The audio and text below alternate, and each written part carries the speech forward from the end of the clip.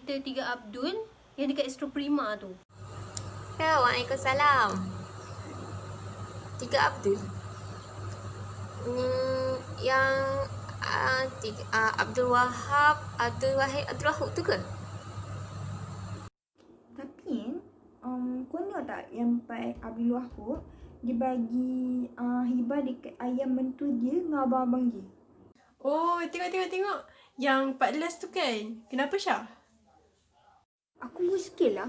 Harta yang dihibahkan tu dengan syarat marah. Boleh ke? Aku pun muskil sama ada harta yang dihibahkan tu sah ke tidak. Kalau macam tu, Abdul Wahab tu dia bagi hibah atau dia pegang harta tu je? Aku rasa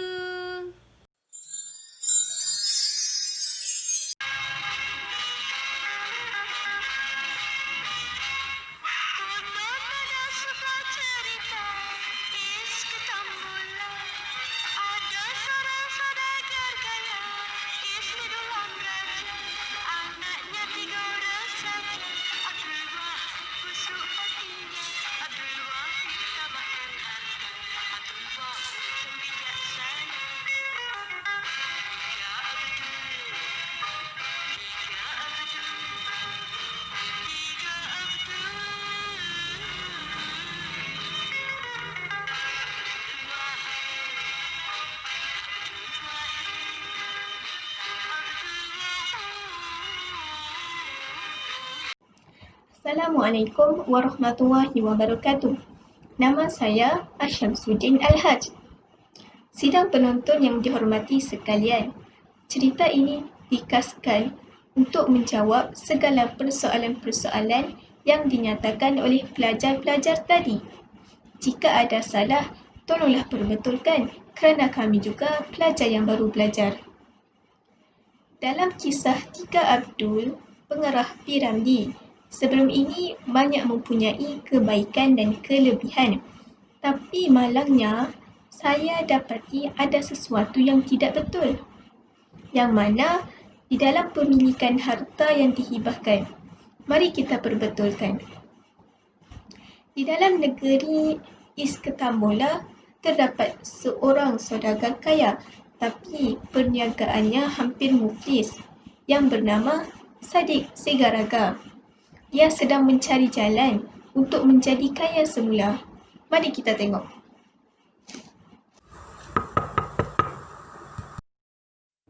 Masuk. Oh, Tuan Penasihat Kazim Patalan. Begini, perniagaan saya semakin lama semakin merosot. Hutang bertambah. Saya sedang memikirkan cara untuk menyelesaikan masalah ini. Oh, itu sangat senang Tuan. Senang? Saya ada fikir nak mati. Tuan bilang senang? Macam ni Tuan. Apa kata kalau Tuan kahwinkan anak-anak Tuan dengan anak-anak Tuan Ismail Ulam Raja. Kerana Ismail Ulam Raja baru sahaja meninggal dunia. Pasti dia meninggalkan harta yang begitu banyak kepada anak-anaknya. Jadi, lepas mereka kahwin, kita letakkan syarat. Kalau mereka marah, mereka pasti akan dijual.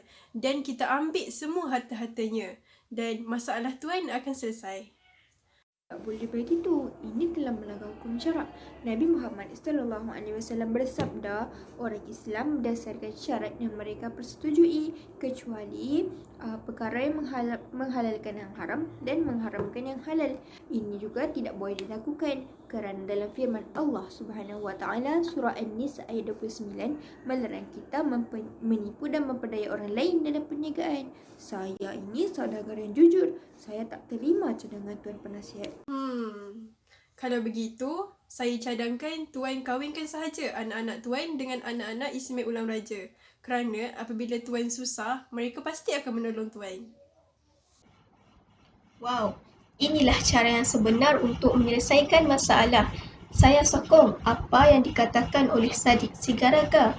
Barulah harta yang diperoleh itu halal dan thayyibah.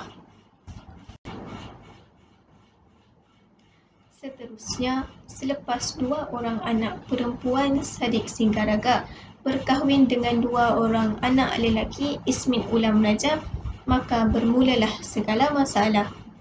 Sadiq Sigaraga menjadi makin muflis manakala dua orang anak lelaki Ismail Ulam Raja iaitu Abdul Wahab dan juga Abdul Wahid telah jatuh miskin disebabkan mereka ditipu oleh saudagar kaya. Ish. Yang tinggal di sini hanyalah Abdul Wahab. Abdul Wahab merasakan yang dia telah jatuh miskin dengan kuasa Allah Subhanahu wa Ta'ala. Pada suatu malam waktu dia sedang tidur, Wahai anandaku Abdul Wahab, kau sajalah yang dapat membela abang-abang. Dengan syaratnya, kau mesti memperistrikan Kasidah. Besok, kau pergi berjumpa Tuan Sulaiman Akhlak. Dia seorang peguam pembela. Ingat nama ini, Sulaiman Akhlak. Sulaiman Akhlakin. Assalamualaikum. Waalaikumsalam. Bolehkah saya tolong tuan? Ya, nama saya Abdul Wahab Ulam Raja. Adakah tuan anak kepada Ismail Ulam Raja? Benar tuan. Bolehkah saya melihat keterangan tuan? Oh, ya. Ini pasport saya.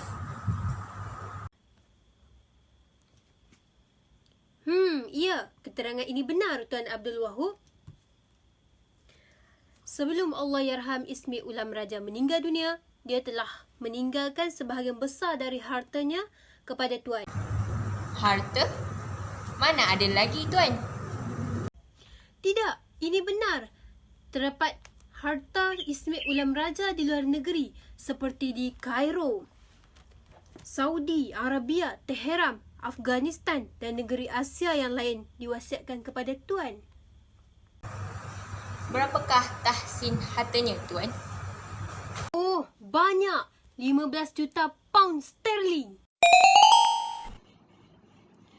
selepas Abdul Wahab berjumpa dengan Sulaiman Akhlakan, Abdul Wahab mendapati harta ayahnya di luar negara lebih banyak berbanding di dalam negara. Daripada harta ini, dia berniat untuk membantu abang-abangnya. Tetapi, dia perlu berkahwin dengan Rasidah untuk membantu abang-abangnya. Assalamualaikum Tuan Sadiq Sigaraga. Waalaikumsalam Abdul Wahab. Duduk. Terima kasih. Hamba sungguh terpikat dengan anak Tuan hamba Kasidah. Jadi, kalau boleh, hamba nak memperistrikan Kasidah. Jangan marah. Tuan hamba tidak boleh memperistrikan anak hamba kerana kedudukan tuan hamba tidak setara dengan anak. Tuan hamba jangan pandang hamba tak ada mata. Hamba lebih kaya daripada tuan hamba. Kalau tuan hamba kurang percaya, ini buktinya. Harta Ismail luar negeri. Pakistan, Afghanistan, Turkistan, Hindustan, Kyrgyzstan. Negara mana tu? Dekat dengan negara Pakistan. Baiklah anak-anakku Abdul Wahab, ayahanda minta maaf. Ayahanda boleh kahwin dengan anak ayahanda, tapi ayahanda ingin menjual tanah ayahanda. Bolehkah ayahanda membelinya? Boleh saja. Hamba akan membeli tanah tuan hamba. Terima kasih ayahanda Abdul Wahab. Selepas Abdul Wahab berkahwin dengan Rasidah, ia telah berniat untuk membantu abang-abangnya dan juga ayah mertuanya iaitu Sadiq Sigaraga dengan hartanya yang banyak itu. Pada suatu malam, Ayahandaku dan kekanda-kekandaku sekalian, sekarang hamba mempunyai harta yang banyak dari peninggalan Allahyarham Ismail Ulam Raja yang berada di luar negara. Suku daripada harta tersebut hamba hadiahkan kepada Abdul Wahab dan suku lagi hamba hadiahkan kepada Abdul Wahid. Hamba menerimanya dengan senang hati. Hamba menerimanya dengan senang hati.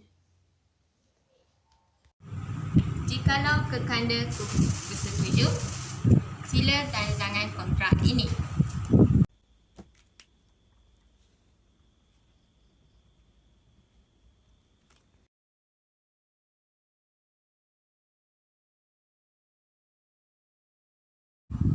Wahai kekandaku Abdul Wahab dan Abdul Wahid, gunakanlah harta ini sebaiknya. Jangan terlampau mengejar dunia sehingga menganiaya diri sendiri. Maafkanlah adinda, wahai kekandaku. Kakanda maafkan Abdul Wahab.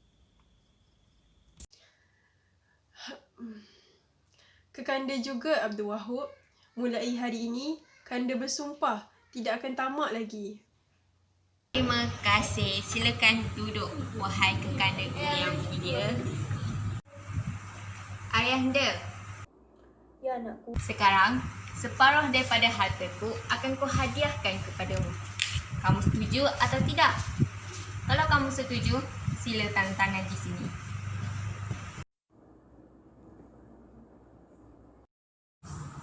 Wahai ayahandaku yang arif lagi bijaksana, gunakanlah hadiah ini sebaiknya. Maafkanlah anakmu ini, wahai ayahandaku. ayahanda maafkan dari dunia sampai akhirat. Terima kasih, ayahanda. Begitulah penamat sebenar dari kisah Tiga Abdul berkenaan dengan pemilikan harta dan juga hibah. Pemberi hibah harus memberi harta yang dimilikinya dari jalan yang benar dan mengikut syarak. Peletakan syarak yang tidak diterima oleh Allah dan juga Rasulnya adalah haram diguna pakai. Hibah yang telah diberikan oleh Abdul Wahab kepada Abdul Wahab, Abdul Wahid dan juga Sadiq Sigaraga adalah benar kerana dia memberi harta itu dari miliknya sendiri.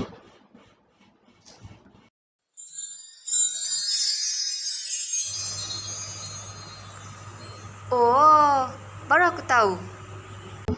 Jadi hibah yang dibuat tu sahajalah kan? Yap, betul.